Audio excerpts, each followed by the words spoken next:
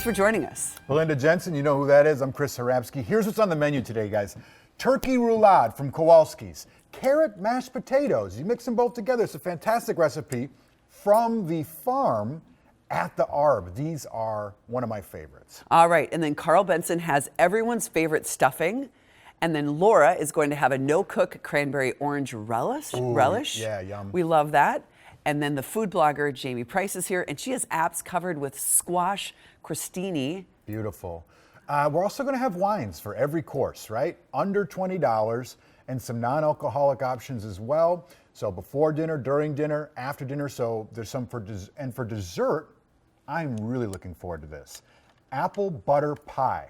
So it's like the consistency of pumpkin pie, but it's apple pie flavor. It's a cinnamon apple pie. Super excited. That's from Lunds and Byerly's. We're looking forward to that. Let's get the party started. Let's go to the Care 11 kitchen, starting with some easy, entertaining tips and small bites, including this butternut squash crostini. Not every party is a big feast. So many get-togethers are centered around a kitchen island with small bites, snacks, chatting with friends. It's how we do it. Food blogger Jamie Price from So Happy You Liked It is here to share some great options for appetizers. Yes. Welcome back, Jamie. Oh, thank you. It's good to be here. Yes, ma'am. You have some awesome things over here that we're going to talk about in a second. Yeah.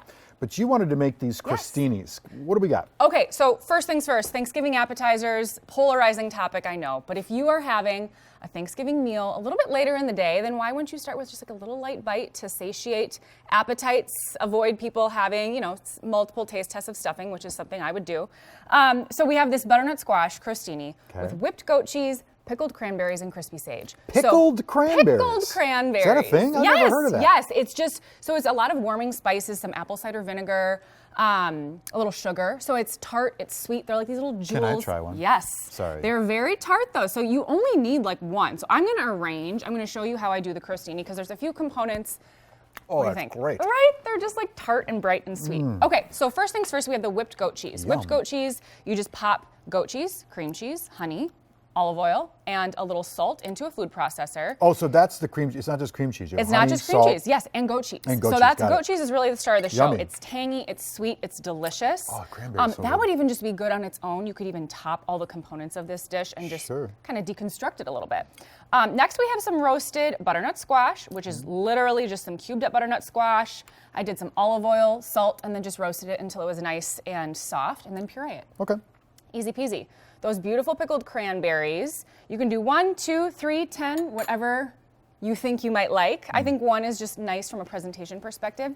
And then just some crispy sage, which adds like some nice color, a little contrast to all the other colors, and a nice like earthy flavor that's really crispy and nice. It is pretty. Yeah. With the color contrast there. Yes, there's just a lot going on, but it's delicious and relatively simple, I would say. Again, if someone wants to pickle cranberries, how do you do it quickly? Yep, real quick. So in a saucepan, you just make the brining liquid, which is apple cider vinegar, sugar, some of those spices. You can find everything at sohappyyoulikedit.com. Heat those up, mix them together. Pour it over the cranberries.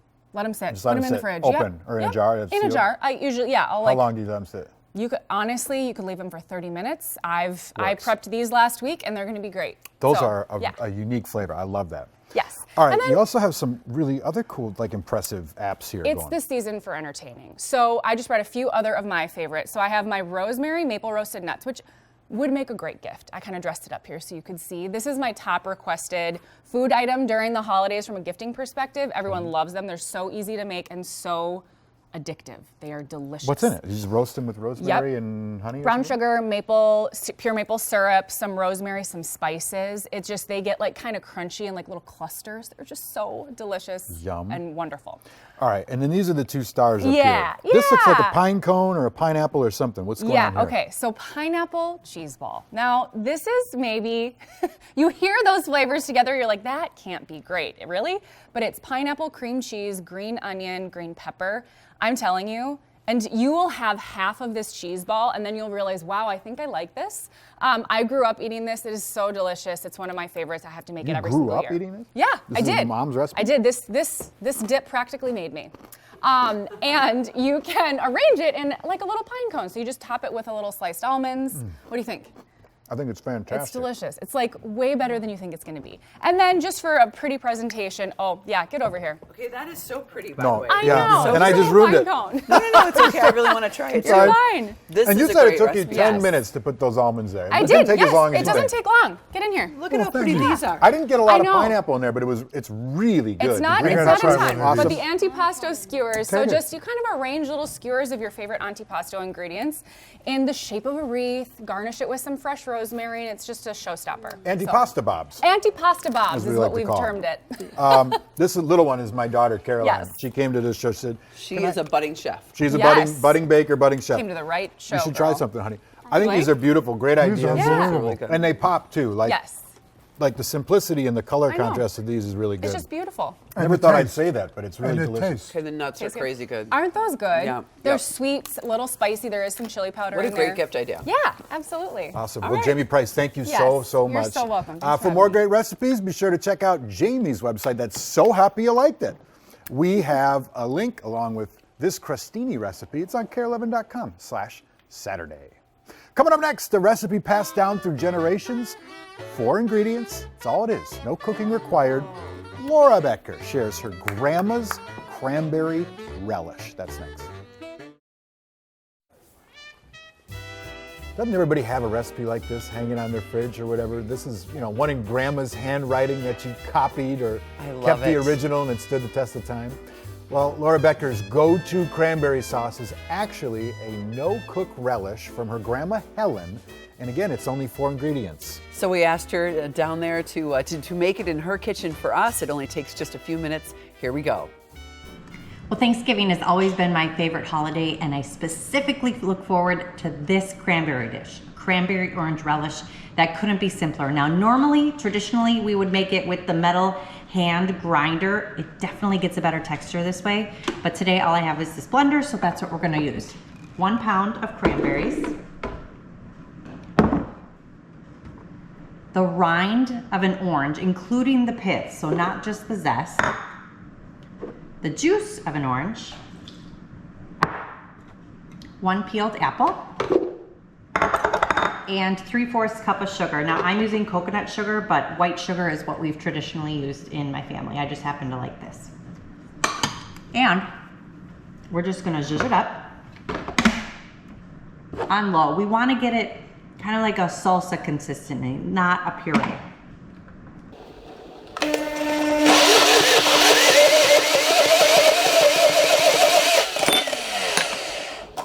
So what we are looking for is a texture that is, again, similar to salsa.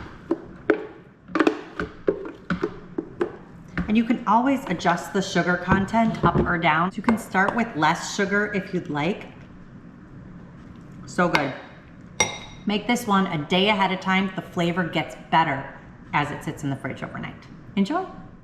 Well, some people really have struggled when it comes to all the things that we're going to cook on Thanksgiving. How do we make the gravy? The gravy's so important and it has to be good. So, of course, Carl Benson's going to just help us out so much. I just like the whole thing that says Carl's Gravy Tips. I feel like, Yes. wow, how about that? Who's Carl not special? Benson cooks Bellicor. Okay, so both my mom and my sister make great gravy. Yeah. My mom uses flour. My sister uses cornstarch. Sure. Both work, or which one do you prefer?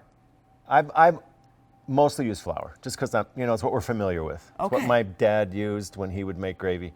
They thicken in a different way, and flour can sometimes get lumpy, which is part of why people, I think, And then it tastes choose- like flour if It you tastes don't like do flour, it, right? Yeah, Okay. exactly. So how do we not Okay. have that happen? What So happens here? Let's just start with, we're taking the bird out of the oven. Yep. And pan drippings is the key. The key. So we have some pan drippings in the bottom. That's of the that. magic sauce The right there. magic sauce. Okay. Pan drippings and stock. Okay. All right, so there's a little sort of oil in the bottom here, fat that drips off the bird. Sure. So to the fat, you want to add a little bit of flour, right? And this is where, what we talked about, where flour can be a little bit of a challenge. So you want to cook the flour in the fat, make a roux. Okay. So by cooking it in the fat, and if there's not enough fat, then you can add some butter to it. I did notice you added butter, because did. butter makes everything better. Butter makes it better, as they say. And then I'm going to turn this up just a hair. Okay, so you're cooking it kind of on the side there. Exactly. Okay. And you know, this, you have to be sort of flexible in that you don't know how much drippings and how much fat are coming off your bird. This was just a or a turkey breast that I used. So there wasn't a demo. ton. There was not a ton. And you know, if your bird is big, you might end up with a lot. Yep. So you have to kind of look at it. And if the bird is big and there's a lot of fat in there, like sometimes there's fat around the neck, and if you don't cut it off, it'll drip and you'll get a lot of fat in the pan. Yep. So you want to tip the pan to the side so that the fat, you can scoop off some of that fat. So what you really want is a couple of tablespoons of fat Okay. or butter. All right. And then you want to cook the flour, and that's called making a roux. All right, so once the flour gets cooked on the side and we can see it starting to bubble a bit. I see that. Okay. Yep. And it's where the burner sort of lies on here. This is a good reason why you want to cook in a roasting pan. Yeah. So a lot of questions that people come up with is like, you know, you've seen those tabletop cookers that they used to use in the high school hot dog stand, and Right. somebody's grandma had one, and then she would cook the turkey in that pot. When there's a lot of liquid in there, you don't get the pan drippings for gravy. All right, so now we have the drippings that are there. Well, it's nice to use the same thing anyway, just because then you don't Exactly. have to dirty up another pan. Yep, and then, so we're just gonna start to stir that roux in here. And is this turkey broth? This is turkey broth, yes, Okay. turkey stock. Turkey stock. I would say of the many things that we can all make that are a little bit extra time and energy, making stock from scratch, not from scratch, like a fortified stock. Use that the turkey stock from you see how now in the pan, all those drippings are starting to break up. And the flour is making it, a The little flour bit is thicker. making it thicker. All right. So I'm going to turn the heat up just a hair. So going through the extra effort to make like a fortified stock, which is just take the turkey broth that you get at the grocery store and then cook it with some turkey parts like drumsticks and wings. All right. So then you'll end up with that broth. Exactly. Okay. And then it's got the good turkey flavor, and you're not saying, oh, why does the gravy not taste like the turkey? So you get good pan drippings, and you can see they're all. Oh, we're kind of coming together here. Yes. Do we add any more flour or butter, or At this point, no. just let it kind of boil You've up? got to let it cook. Okay, gotta let it cook. And the cooktop here is a little. Yeah, well, it's not the best cooktop. Well, so, no, and it's not heating super fast. So and so you bring it up to just like a simmer, even to a boil, and that'll let and you'll it thicken see up, right? then the gravy will thicken in there. But now you see the bottom of the pan is all nice and everything is loosened up. Perfect. So right at this, and there's some chunks in here. So now if you read recipes or you read a magazine, some people will say you want to put it, see now it's starting to boil. You want to put it through a strainer to get those bigger, like the drippings that don't necessarily break down. So this is kind of a nice visual because that's kind of how you, and now it'll start to thicken. Yeah, look at that. It's looking perfect. So we can add. And now, does your mom or your sister, do they make their gravy with cream? Gosh, you know what? I think that my sister does. Do you add anything? I do. I like Okay. to add a little cream to that. Ready for that? Yep. Okay. There we go. That's probably all we need. Just see now Oh, we're look at lightening that. it up, That looks and you add great. a little thickness to it. And as that cooks down, Yep. and what you can do now, so as we all have, I'll take just a little splash more just to make it Little even. splash On more. this side here. Okay. Come on there. Our producer Justine has a Says- question. Oh, All right, yeah. Justine, what's Good. your question? Okay, so if it gets thin, Yep. too much stock, or Then so I would say leave it on the. just leave let it. Yeah, just don't let put it- any more Nope. flour in. Just let it. Oh, and Just- look at that. That see? is coming together just Yes. perfect. And then now you can turn the heat down. Let's just say you get it to this point here. And you're like, okay, now I got to get the turkey sliced and I got to get the mashed potatoes out. Yeah. So you want to just see now it's boiling nice. So this will continue to thicken as it it's sits. looking really good. And you have time at this point. So you can turn it way down on a simmer. Yep. And then you bought yourself Oh wow. even 10 minutes, right? That is velvety. Yes. Fabulous. I don't know if it can show on the. No lumps. Nope. Because we Mr. cooked the Carl looks gravy. so good. Hey, you know what? What a great Christmas gift for anyone in Gravy? your family. Yes, gravy's a Gravy's good the Christmas gift. It is. It's the gift that keeps on giving. But if anyone wants to learn to cook, or they want to learn something specific, or they're really into something, maybe the kids are into something, what a great idea yeah, to look buy at the whole some catalog. cooking classes Yes. for next year for your loved ones. Yes, it's a great Christmas, and you get a little gift card, and then give whoever you're giving this to. I was talking about it with Justine. That just get a gift card and then give them the catalog or give them the website. And they can go ahead. sign up. Oh, And there's they- so many good classes. You have classes at Edina, St. Paul, and also in the North Loop. in the North Loop. All Yep. 3 places. All 3. And January, February, March is rockstar time. And They that are is a just great busting. time to just And you need spend some something to time do. in the kitchen. You need something to do. Spend Right. some time in the kitchen. Which was what we're doing, making gravy. And look hanging at out. that. And of course, See, now it's really nice and thick. Carl's also going to be assigned to the best stuffing ever. That's, of course, also part of this book cooking show. And then some sage at the end. All right, well, thank you. Thank you. Welcome back. I'm at the farm at the Arb with Beth Fisher, the culinary lead. It's going to show us how to make a great side dish. Yeah, we're going to be making carrot mashed potatoes. And it's really easy, and it's a way to elevate your mashed potatoes to a whole new level, and they're beautiful. They look beautiful on a Christmas or a Thanksgiving. So basically, all I do is I throw this in Yep, here. we cooked our potatoes, we strained them, you're throwing And a we're little just- butter and a little milk in there. And It was we're a gonna lot let- of butter, but that's okay. We're gonna let that just kind of melt in there while we go on to our carrots. So this is a garnish that we're gonna put on. It's a fresh grate of carrots, and I'm just gonna pulse this a little bit. So we're going to add that after it's all over. Yes, this is one of my favorite things that I do. I didn't do it long enough. For salads, for anything, this just adds such a bright. Yeah, you can toss it in a tossed salad, and I mean, people are always come to me and go, "Did you just grind this?" And I'm like, "That's all I did." That's all you do. Yeah. So it's very fun, and that's just a beautiful little garnish for anything you want to put this in. Same as with the beets. And the beets and carrots together are amazing. There we go, Bobby. We're cooking with some steel now. All right, now we've got it. So then we're gonna just add a little bit of this because you can see That it's thick. that it's thick, right, and it's not pureeing. I don't really want to add more butter or milk, which you could if you're into that kind of big flavor. We just really want to get it pureed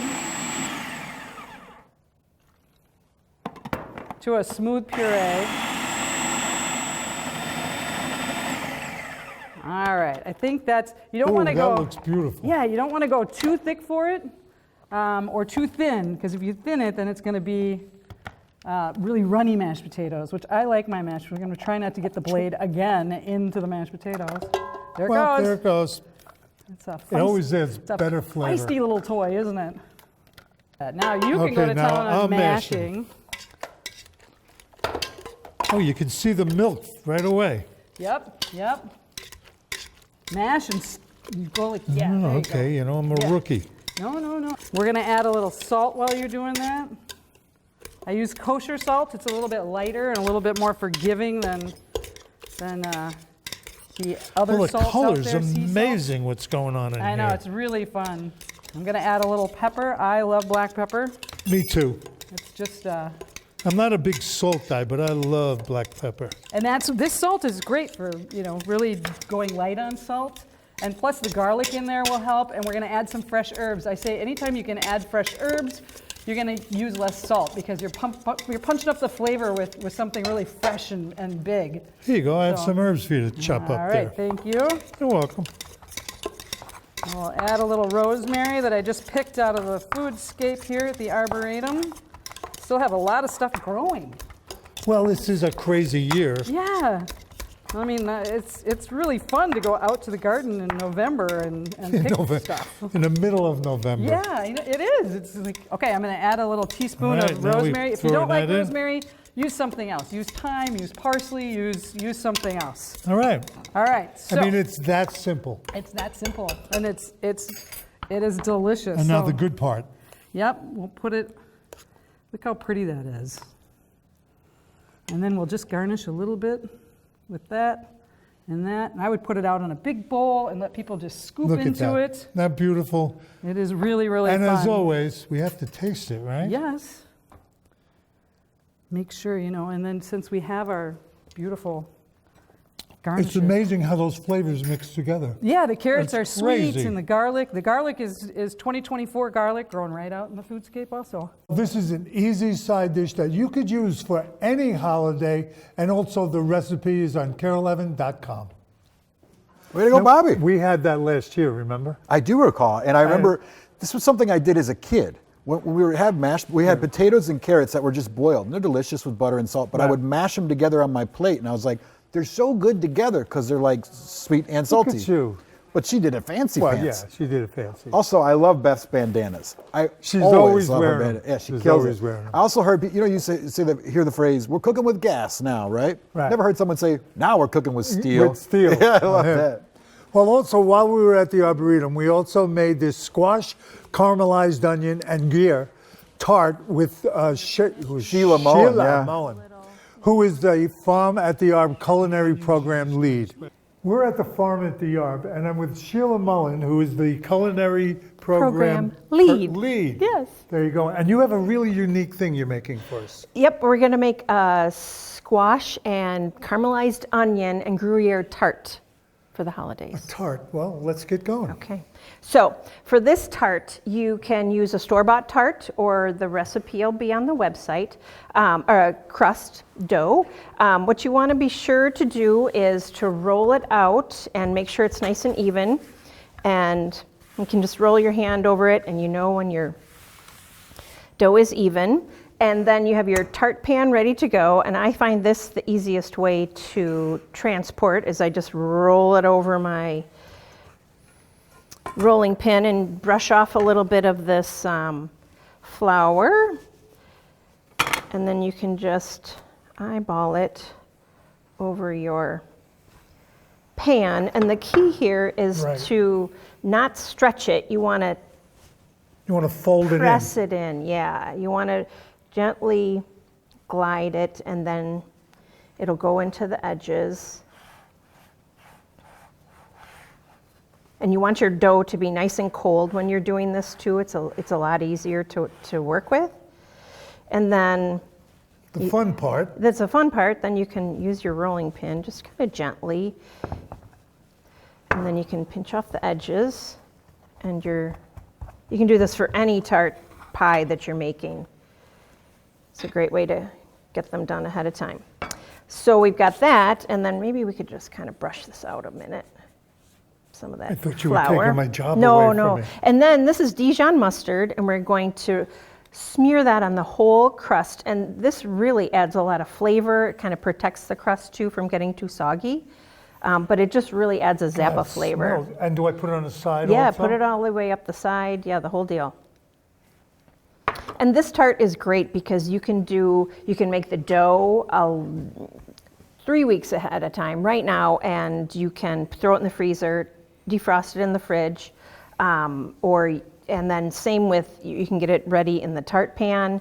You can do any of these steps ahead as much as you can. Just keep it nice and cold. So beautiful. And then from there, we're just going to add a little more flavor. Yep.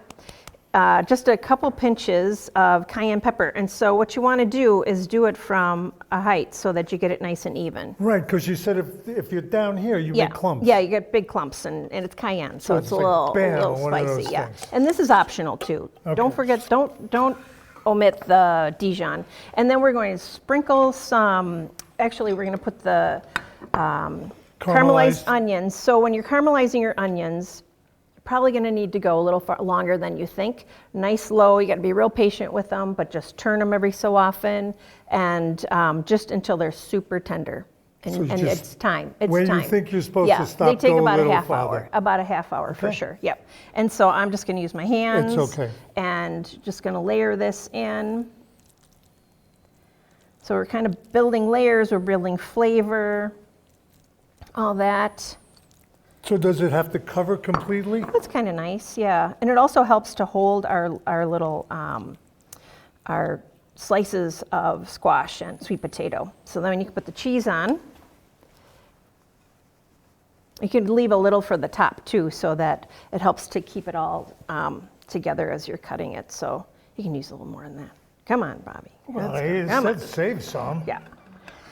Just right. a little. How's Okay. that? So Come now, on, Bobby. this is the fun part. So now we get to Right. shingle this, build this all together. So how I like to start. So this is delicata squash, and it's sliced really thin. You can use a mandolin, food processor, but to get it nice and thin, So you that's want it to be the key. equal. Yep, and you want even pieces so that it cooks evenly, but also you want it to cook too. Right. So really as thin as you can get it. So what I like to do is basically kind of stand them up, and you can.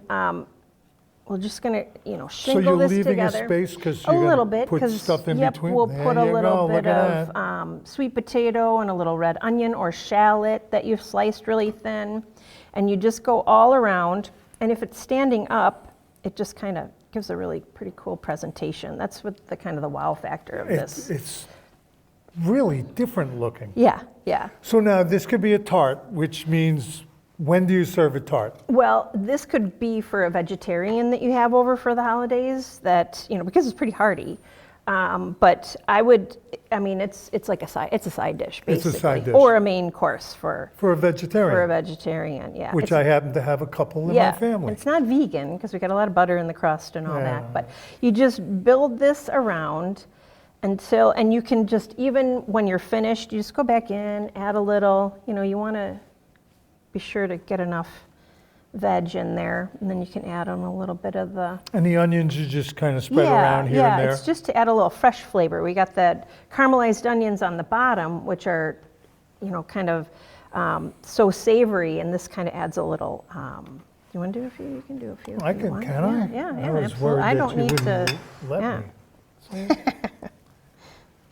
Okay, And and you just put them in and then you take Yeah. something else and Yeah. put it in between? Yeah, you're just making a little piece of art here. It is a piece of art. It is, yeah. And you can do all this a day or two ahead of time, cover it and keep it in the fridge, and then you bake it in a 425 oven. And you want to use a tip of a knife and make sure that the squash and the sweet potatoes are nice and tender, and that the crust is nice and browned. But that's basically. That's about how long do you think that would take? It's about 45 minutes to an hour. And what I also do is use a little bit of melted butter with some fresh thyme, and I sort of baste it as it's baking. So every 20 minutes or so, I'll just open the door and use a brush and just get a little of this butter and fresh thyme on there. I noticed you stopped helping me build. I don't want to say anything. Because I'm getting nervous about this Well, part right, over yeah, here. it's. You think, oh, and then you can just add a little bit in the middle. And even these little pieces you throw in. Sure, yeah. This was kind of a large squash, so. But it's pretty. But, oh, it's way pretty. Yeah, it's beautiful. Okay, so once we get this all done, Yep, all right, then we want to see what it looks like when it's finished. Let's Right. take a look at the finished product. so when it comes out of the oven, you get this, it comes out of the tart pan. You can serve it on a cutting board, or, it's kind See, of now rustic, look at really. that. Look at that's Yeah, beautiful. yeah. I'm afraid to cut it. You're going to have to I'll cut cut it. I'll cut into it. But and it's so delicious. I mean, crazy flavors. You got Dijon Yeah. mustard. You've Yeah. got pepper. Oh yeah, salt Cayenne and pepper, right. I mean, it's crazy. You also need to definitely give your the squash some salt and pepper for sure, because there's no flavoring on there. So here is, Well, I'll just have to see if this is as Right. good as it looks. give it a try. Should be kind of crispy on the bottom. Oh, it is. That's unbelievable. Isn't that good? So many different flavors. Yeah, make ahead. So here's a good one if you want to really show off to your neighbors about that. You can cook a holiday dish. All right, well, we'll head back into the kitchen with Cooks Bellacor's Carl Benson. Yeah. He's sharing his recipe for everyone's favorite stuffing. It's literally the title of it. Everyone's favorite stuffing. We're back with Carl in a minute. Every single person.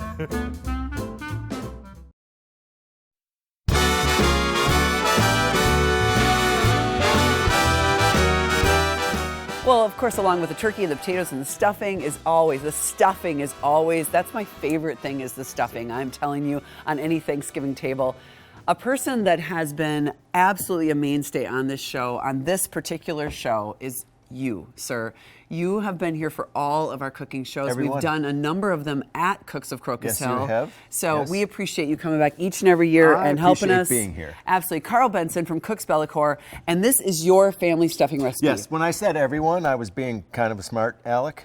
'Cause it's yours. It's everyone in my family. Yeah. In fact, one of the girls called, they live in Chicago now, they called this week and they said, we won't be at your house for Thanksgiving because we're going to other parents, but can you make the stuffing and we can have it on Wednesday? Yeah, they want it And the I'm day like, before. yeah, so it's the stuff. So stuffing, there's a million ways to make it. Right. I would say 2 really nice things to consider.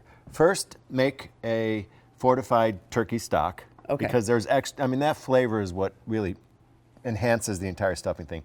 The second is make your own croutons. Okay, do you do this? No. So get your favorite loaf of bread. Okay. These are not cut. Okay, so we think about the stuffing at the grocery store, and they're cut into little cubes. These are torn by hand. Okay, so this is a ciabatta all torn ciabatta, up. Yep. And how do you Shred dry it all out? up, put it in the oven at 350 degrees for 10 minutes. 10 minutes. 15 minutes. Because you want them Yeah, a they're little, like some of these are super crispy and some of them are a little moist on the inside still. So because you have all these holes, big holes, it makes the stuffing a little lighter. It's not like a stuffing meatloaf, That's true. right? So Okay. we're all familiar with that. So That's then it. That first? you add, Okay. put that in the bottom, All right. and then it's a whole bunch of vegetables. In this case, it's red peppers and celery, which I have sauteed beforehand, and mushrooms, which is great. These are the fennel. Okay, Roasted fennel, which Yep. is, I like that anise flavor. And it also goes with the Italian sausage because there's fennel in the sausage, which is in here. Was Sausage that and bacon. onions, that last That one? was sauteed onions. Okay. And then bacon and Italian sausage. Okay, bacon and Italian sausage. Yes. That's what you like for your protein. Okay. Yep. All right. Because Wonderful. it just gets a little wacky to try to figure out how to put turkey in there because you're trying to make the stuffing Yeah. before you've even cooked the turkey. And then fresh herbs. In this case, it's rosemary and sage. And then I like to add some dried fruit because a little sweet to go with Craisins on there. it. These were cherries. Oh, wonderful. Yes. I love that. Okay. And because the cherries that I got here were relatively moist, sometimes they're really hard and Yeah. dry. So if they're hard and dry, you just take some hot water and hydrate them. Right. Chop them up, hydrate them, and then put those in there. And then a whole bunch of nuts. Pine nuts. These are pine nuts and pecans. Oh, Pecans. pecans and Pecans. pine nuts. Okay. Okay, and then some of Jamie's nuts that I found on the deal here. Oh, from this. sure. Yeah, so Wonderful. I chopped those up. Thanks, Jamie. Yeah, we good got job. that going Thanks, on. All right. And then stock. Okay, so you want to put enough stock to hydrate the end. If you really want it rich, add a couple of raw eggs to this. Oh. And whip it up because the Okay. eggs make the stuffing a little more custardy. So then you hydrate everything. Okay, with you're the stock. eyeballing that. I All am. right. And then you just want to stir it, and you see the stock sort of gathers in the bottom. So you want to spend a little time, let it just absorb, and then once it's all absorbed, That's when all those nooks and crannies come into Exactly. play. Yeah. Yep. So you put it in the casserole, put it and in the then casserole. how long do you cook that? like 40 minutes. 40 minutes. Yeah, everything is done, so you want to warm Look how it and pretty you that want to is. cook. Oh, that's gorgeous. Hey, we cannot let you go before we talk about what's right here because Bellicor, you have a few bakers We at do. your Cooks Yeah. Bellicor. Yes, we so do. if you want to order, you can order any of these things before tomorrow night, and then you could pick them up on Tuesday or Wednesday. But you have to order by tomorrow night. So this is, Pumpkin chiffon. Oh, So my goodness. You know how pumpkin pie is dense? This is like light and airy, and Oh. Katie does a phenomenal job. Those are the pumpkin chiffon tarts, so small, and those are dinner rolls. dinner rolls with little black pepper. So if you want And- some really yes. great dinner rolls and you don't want to just buy them out of a bag, you can get them at Cooks Bellicor. Bingo. Order all of them before tomorrow night. And of course, we're going to talk about the cooking classes. It's a great Christmas Yes. gift. All right. Thank you, Carl. Thank you. Pumpkin pie. Oh, I love the jazz. We got new music for this holiday show, right? It's good. Pumpkin pie can be polarizing. You either love it or you hate it. Well, how about a pumpkin pie-like pie made with apples? Anthony Leonardi executive chef of product development at Lunds & Byerly's, is here to show us how to make a spiced apple butter pie. Haven't heard of this before. I'm really excited. So don't worry, pumpkin lovers, we got you covered too. All right, Anthony, let's begin. Where do we start? With the crust? Yeah, so your crust is going to be your first step. We did a nice ginger snap crust. So just store-bought ginger snaps, grind them down. And I actually use gluten-free ones for this one. Oh, it works really well. thank you. Super fun. What's the best way to grind them? Just put in a processor or food a masher? Or does it yeah, matter? just go to town, take out your frustrations if you need. Got Otherwise, some of then melt your butter, brown sugar, mix that in. I used a springform pan when I made this. Okay. 100% you could do it in a pie shell. Sure. And I actually have one that has no crust option too. So Oh, it's just in like a tart pan Yeah. or whatever. So do you melt the butter, mix that with the sugar first, or do you just put it all together? All together. Yeah. Okay. Really no right, wrong way of doing it. Once you get your crust done, 350, 10 minutes, let it cool. Once that's done, then it's time to make the pie filling. Also, you put the Yeah. ginger snaps on the outside as well. just so you fun. have your crust, and then you can Again, zhuzh it up no that right way. or wrong. It was just kind of a fun, like decorative way to do it. All right, so you mix it up, put it in 350, 10 minutes. Yep. Let it cool. Yep. Let it cool. Then in the mixing bowl, if you want to mix. Yeah, what do you got here? Yeah. So we've got sweetened condensed milk. If you want to do a dairy-free version, they have sweetened condensed coconut milk. This would be a fun way, and then just sub out coconut oil for the butter. Okay. In goes the eggs. Okay. Give that a What's mix. my KitchenAid mixer speed right now? Low. Slow and low. Okay. In goes the apple butter. Use whatever apple butter you want to use, right. a store-bought or a homemade. It might change the consistency slightly. So sweetened condensed milk, Sweetened egg, condensed milk, apple butter. Sugar, apple pie spice, sea salt. Easy enough. Easy enough. This is really a super simple recipe. There's no right, wrong way. Just make sure everything is incorporated, super smooth. You don't go have to to medium. Yeah. And you don't have to temper anything. There's no, it's really pretty simple. Yeah. Cool. Okay. So this is your mixture. So once you get it set and mixed, How do you know when I'm good? you're good. Yeah. And sometimes I even, You just have the do executive bowl chef truck. tell you you're Yeah, done. You're just done. Cool. So in goes into the pie You want me to crust. do it? Yeah, Pour it go in? ahead. Pour Okay. away. Let's go. We need the Sorry, professional I to can't see do very it. well. Yeah, right. Oh, I did something pleasing about this. It's super fun. Really Satisfying, easy. as Yeah. the kids say. Yeah. That's so satisfying. Well, it's a great, this would be an awesome recipe for the kids to get involved because they're not really pretty going to, easy. yeah, exactly. Although my daughter's better at me than this, so she'd probably say that about That's me. okay. Probably easy for dad. Yeah, she'd so say. then once it's in the pie crust or in the pie tin, in the oven, 325, it's about an hour. My fail-safe, stick a thermometer, 180. You want 180. 180, you're So good to go. 325 low and slow for an hour. 100%, yep. Okay. And that applies to if you wanted to go with the ramekin method. Yeah. Super fun, like individual little. Yeah, everybody gets one. Yeah, everyone gets one.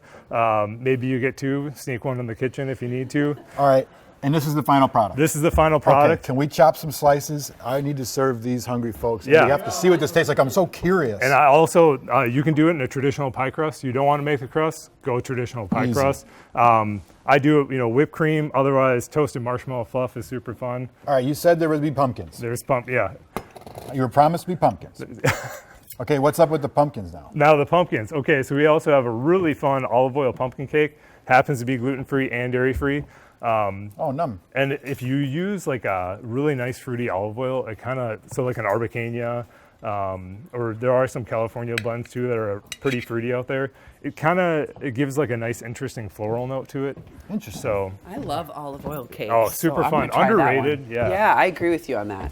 Thank you, Babo. That's You're welcome, so great. brother. All right, we got 30 seconds left. That's All right, enough for me eat to fast. devour this. Eat fast. Oh my goodness. Is this, okay, where do you rate this in your pie land? This is unique. oh, it's super Never unique, heard it. really fun. I love the approachability of it too, that it's, It's very unique. Yeah. Lincoln, that's a great word Yeah. for it. It's amazing. Okay, so it looks like pumpkin. It's a great trick. it's a foot in the familiar too, that, if you're happy with an apple pie or a pumpkin pie, you'd be happy with that. This is Yeah. great too. Yeah. Olive That's oil so cake. good. Yeah. Oh my. Caroline, we're making this. Take notes, babe. Thank you so much, Anthony. Yeah, Great thank you. job. Hey, both dessert recipes are on carolevin.com along with a link to the Lunds & Byerly's website. We appreciate you. Thank you. All right, we're going job. to keep this train going. Coming up next, which wine goes with what? pairings for before, during, after dinner, plus some NA options for you, all under 20 bucks. All right, it's time to talk wine. While turkey takes center stage, a good wine to go with it elevates the whole meal. And Siri Nyman buys all the wines for the top 10 liquors. They have 15 stores, and she picked out a great plethora of wines. All of these are under $20. Thank you for coming, and thank you for picking such great wines. We're going to get right into it. So we're going to start with the before dinner wines when people first arrive. So tell us what we have here. So we've selected the non-alcoholic Venanda. So you're going to have one person who wants to imbibe in the joy and the fun, but who doesn't want the alcohol. So this is a sparkling rosé. Pour that for Bob, and then go ahead to the next one. And then this one we have is a Prosecco, 90 plus Prosecco. This is actually $13. It's hard for me. I don't want to admit that this 90 plus is one of the best sparkling Proseccos I have had. They're so consistent. In fact, I love it more than La Marca. So I think it's a really high quality. And then this one is really the answer for when you have a guest who really knows their wine. You know, you always have one family member who's like the wine aficionado. This is a Loire Valley sparkling. It is absolutely beautiful. There's so much delicate fruit to it, really fine bubbles, and it doesn't have the lightning kind of acidity bubbles that some people find. So bubbles to start, to start. Okay, now we're gonna go into dinner, and you have a number of under $20 ones. Let's go through them here. So this is the Gavi, and I always think during the holidays you should have one interesting wine. So this is from Piedmont. Gavi is what I think of it as a Chardonnay alternative. It's the unoaked Chardonnay alternative. Okay. So, and then we have the Chasing Venus Sauvignon Blanc. This is your New Zealand Sauvignon Blanc. And then next in line is we have a non-alcoholic. This is from Germany. I think Germans produce a phenomenal non-alcoholic wines. And this is a non-alcoholic Chardonnay. It's more of a Chablis style, meaning it's going to be in the leaner, just a touch of fruit, and very clean. And then we have a really fun wine. This is kind of out in the left field. This is an orange wine. Orange wine is called orange wine because there's skin contact. And so what is wonderful about orange wine is that orange wine has this like incredible mature stone fruit, but there's texture to it. So I picked this Caton because the Caton is one of the more kind of the middle of the road orange wine. A lot of the orange wines can be a little funky, and this takes the funk out and brings in the compelling component for an orange wine. We like the funk. Do you like that? So this is from Alsace, right? That region between Germany and France? Yes. And it's yes. Pinot Gris. Yes. What's the difference? Grigio and Gris are the same, but they're grown in different places, right? So this is like a French Pinot Grigio grape. Yes. The difference between Pinot Gris and Pinot Grigio, it really has to do with culture, and it has to do with more with the reference of style. So there are some regions that want to be known as Pinot Grigio, where you have some regions that want to be known as Pinot Gris. And even in Oregon, you'll notice that in Willamette, you'll have some winemakers that are like, we make Pinot Gris. And then you have others who are like, we make There's Pinot a thing Grigio. with that, yeah. Yeah. This is interesting. Yeah. Let's get through these. And get then through we the big also, dogs. so we have the 90 plus Willamette Valley Pinot Noir. I love the red fruit that comes through this. It is on the more drier side. So I picked the Willamette because I think it goes better with Thanksgiving food. And then we have the next one is, I'm a huge fan of Clinker Brick. They just got a new winemaker and I love where the wines are. This is from Lodi. A lot of people that are familiar with Napa and that are familiar with Paso Robles, I absolutely encourage you to get on to Clinker Brick. Their cab is beautiful. It's got just a touch of spice that goes really well with the spices that are in the food. It can match up the heaviness of turkey and mashed potatoes. So I really recommend the Clinker Brick. And then you also have the Clinker Brick Red Blend. So for those of you that love that smoother style, recommend that. Then we have this really special one. Again, we had one for the white wine category. Love it. We had one for the white wine category, the Gavi and the orange wine. Now we have a really interesting red blend. It's the Appassimento. Some people remember having the more like richer wines. This is, Appassimento means that they're making wines from dried grapes. So you get a lot of concentrated fruit, but you don't have that cloying, syrupy flavor. And this so is good. This is a crowd pleaser. And you know what's really great about the Appassimento is that you can have it with your main meal, and then it can bleed into your dessert. I think so too. This is the deal. We had so much fun with these. We have to put these, of course, on our website, and you'll have to check out the after dinner ones on our website because you had so much phenomenal information and so many great options under $20. We appreciate you, Siri. Can you You come did to a our great house? job. Yeah, Yeah, can you come on over? This is amazing. awesome. Top 10 Liquors has 15 locations around the metro, and if you didn't get a chance to write these down, don't worry. We put the entire list on KARE11.com. We have collected some great questions from viewers from this past week of a bunch of great questions. And Rachel Perrin from Kowalski's, who's about to make a turkey roulade with Chris, is here to answer some of those questions. Thanks for helping us. Oh, thanks for having me. Yeah, I'm I mean, thrilled to be when here. you're here, we normally, have a million questions for you. So we thought, hey, maybe the viewers do too. Okay, so our first question is about how to roast the bird. Courtney from Chaska said, I always cook my turkey breast up, and I've heard that cooking it breast down makes it more moist. So what is your opinion on that? Well, I've never actually done this, but I know the theory behind it. I know the science behind why people think that they should put their breast down. It's just because the dark meat has more connective tissue, more fat. It's going to baste the white meat if it's on the bottom and keep it moist. But the real issue I think here is that if you want to have a turkey with a nice golden brown skin, if you want to do the Norman Rockwell thing and carry it to the table, you can't do it breast down because it's going to be soggy and it's not going to get golden brown or crispy. So you can actually get the same thing by cutting the turkey into parts and roasting the dark and white meat separate from each other because the white meat needs less time than the dark, and that's why you end up worrying about the white meat drying out and overcooking. So if you can put the dark pieces in ahead of time and then put the white pieces in about a half an hour later, you solve that problem. Okay, so there's pros and cons, but all of them Yes. make sense. They're all going to turn out fine. Yes. Okay, the next question is about smoking a turkey. This came from someone that we didn't get their name, but she said, my son wants to smoke his turkey on the grill, so I won't have any drippings to make for gravy. How can I still make homemade gravy? Right. So you have to have gravy, obviously. Have to. We have It's a to have- staple. We cannot be without the gravy. It's like against the law if you don't have gravy. Absolutely. And Okay. really the only thing that you can't get is the fat. The drippings provide the fat that you use to make the roux with it. But you can use another fat like butter. Okay. You can just use butter, which is going to add great flavor instead of the turkey drippings. Another thing you can do is add aromatics like onions, mushrooms to the fat. Saute them a little bit to build up those layers of flavor. Use a good stock, or a good broth. Box stocks are great. And then also use herbs and seasonings to boost the flavor there. So obviously salt and pepper. I love poultry seasoning. It's a mixture of sage, rosemary, thyme. It's ground, but you can also use fresh too. So just add layers of flavor. You can get the flavor and the butter can replace the fat. You're just not going to have those little... The little bits. The little bits, Yes. but it's still going to be great. Yes. Great answer. Okay, so in my family, my mom uses flour and my sister uses cornstarch for gravy. So which one do you think is better, or neither? Do they both work? Again, there's advantages to each one. I mean, it depends on what you're going for. Now, cornstarch for many people has the advantage of being gluten-free. So if you're looking to make your gravy gluten-free, that can be a way to go to avoid the gluten that's in flour. Also, cornstarch thickened gravy is a nice consistency, and it has a nice translucency to it. It's very pretty and glossy and shiny, so some people like that look. I do think that even though the flour thickened gravy is a little bit more opaque, it has better flavor because the flour has protein in it. You can cook those proteins in the fat, develop color, colors flavor. So I didn't know flour had protein in it, and that's what Carl did. Carl used flour when he made the gravy. That's going to be on the internet and also on KARE 11 Plus. Okay, this question is from Brian from New Hope. Every year we cut our turkey up into pieces and cook it on 2 baking sheets to save time.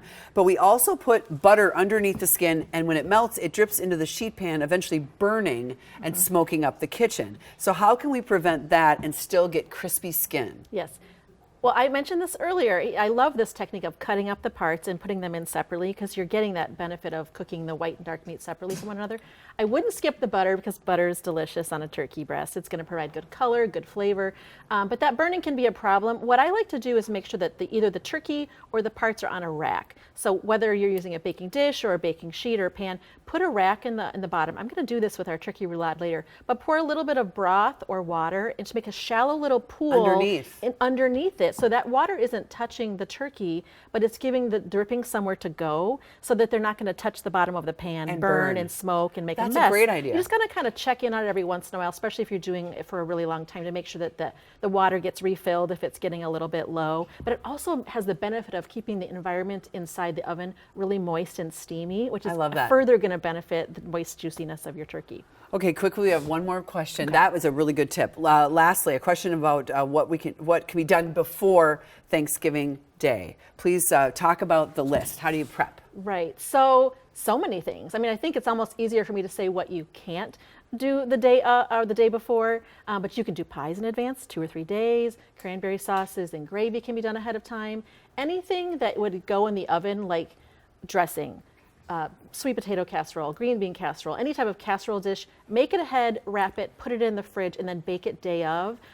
So just leaving yourself really with just the turkey, and in my opinion, the mashed potatoes are best made the day of too. I agree with that. The mashed potatoes, we're going to do that as well. But yeah, you could do the stuffing the day before and then just heat it up, right? It's almost better when you do the I stuffing agree. the day It before. kind of like it takes on that great flavor. Exactly, yeah. Rachel, great questions and answers. Thank you so much for helping us out. sure. And now Rachel's going to stick around. She's going to head over to the kitchen. She's going to make a turkey roulade with Chris. It is our finale. We'll be right back.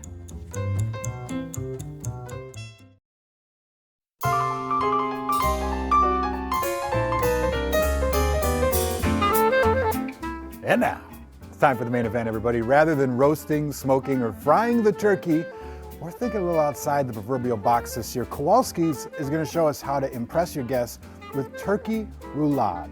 And we want to welcome Rachel back, who's going to show us how to make this incredible dish. I'm excited to learn this because it's so different from the norm, and it looks like it might even upgrade everything. It's very impressive looking, but it's not that difficult. It's also really great for small gatherings. If you only have between 4 and 10 people, you can just do 1 or 2 of these roasts. It slices beautifully. It looks impressive. What's a roulade? Is it kind of like a beef Wellington or like a chicken cordon bleu or San Marino? It's a roll. It means it's a roll. It's a turkey Roulade. roll. Got So it. we're going to roll this turkey breast up. What I have here is a skin-on turkey breast that's been deboned. This is a half of a breast. And I've flattened it out. So I've taken it and butterflied it. So opened it like a book with a knife. And then what I also want to do is pound it out a little bit more. So you do pound? I do, because I like it to be pretty thin, at least ½ an inch or under if you can get it. You don't want to rip through it, but you do want it to be nicely flat. Does pounding and breaking some of those cells a little bit, does that help with tenderness or no? A little bit, but it's also, you just don't want to make sure you don't go all the way through, because you're going to end up with See-through, you don't want it too thin. You don't want it too thin. So what's thickness you want, So half an about inch? a ½ an inch is pretty good. We're going to season the inside really generously with some salt and pepper. You know how people brine their turkey? Sure. Do you brine this? You Could don't know. No need to brine this. As a matter of fact, one of the benefits of this recipe is that it only cooks in less than an hour. So it doesn't lose a lot of moisture. It stays very, very moist because of the low cook time, the moist cooking environment that we're going to create, and the stuffing, which is going to add a little bit of moisture on the inside too. So you're making a little canal of stuffing. Is there a trick to this so you don't mess it up? No, you can buy any stuffing that you like, or you can make a stuffing. You just want this to be prepared cold stuffing, not hot. And it's already cooked stuffing. It's all not ready dry. to go. No, it's Yeah, not okay. dry. It's ready to go. It's about 3 cups for a 3-pound turkey breast. Get it, flattened out pretty nicely and almost all the way out to the edges. And then what you're going to want to do is roll this up. So you're going to get a little nervous because you might have some bits that kind of start to break through, but you just want to kind of gently roll it until it's in the shape of a loaf of bread or Look a at meatloaf that like with the this. skin. Yeah, and the skin on, because again, that's going to provide good color, good moisture, protection for the bird. And then we need to tie this though, because this actually is going to fall apart in the oven if you just put it in like this. Got it. So over here I have one that I've already tied up and I've trussed up. And I've taken some just regular old butcher's twine, buy it in the meat department, and you just pull it to 2 or 3 times the length of your roast, and you're Okay. going to tie it once or twice the long way. And then every inch or so along the width of the roast, you're going to tie it up really tightly. And it's a new string for each wrap? A new string for each wrap. And what kind of, just whatever? any Just a tie? regular old knot. Got If it. you have a friend that can hold their finger in Yeah, the middle, yeah. because you want it really tight. That's Great. going to hold it together so that when it goes in the oven, it's going to be holding itself. We're going to baste it with a little bit of butter, about 2 tablespoons before it goes in. A little more than midway through, we're going to put the rest of this butter on there, but this is going to, again, help the skin get nice and crispy, golden brown. And it's also going to hold some of the seasoning because I'm going to season the outside of this as well. Just like I did the inside, I'm going to season the outside with a little bit of salt and a little bit of pepper. And then what I also want to do is, I mentioned this in our last segment, create a moist cooking environment for this turkey in the oven. So I have this on a rack in the pan, and I'm going to add to the pan before it goes in the oven a couple of cups, just a nice shallow pool of broth. It's just going to humidify the oven. It's going to make it nice and steamy, nice and moist, but as I said earlier, it's going to help that when those drippings come down, when the butter drips down, it's not going to hit the bottom of your pan, make a burning, smoky mess. So not too much. You guys want to come on over? Look at how beautiful this looks when it comes out. I'm sorry, look at that. I think this would be a phenomenal I'm into it. anytime you're entertaining, not just Thanksgiving, right? Yeah, I think it's beautiful. And so if you you don't want like to without stuffing, gravy? you are out of luck. Well, You maybe will you could not stuff eat with gravy? potatoes or something else, Okay. but you are out of luck if you don't want like gravy? stuffing, I which do want There you I go. feel bad for Here, you. Bob, you want to try?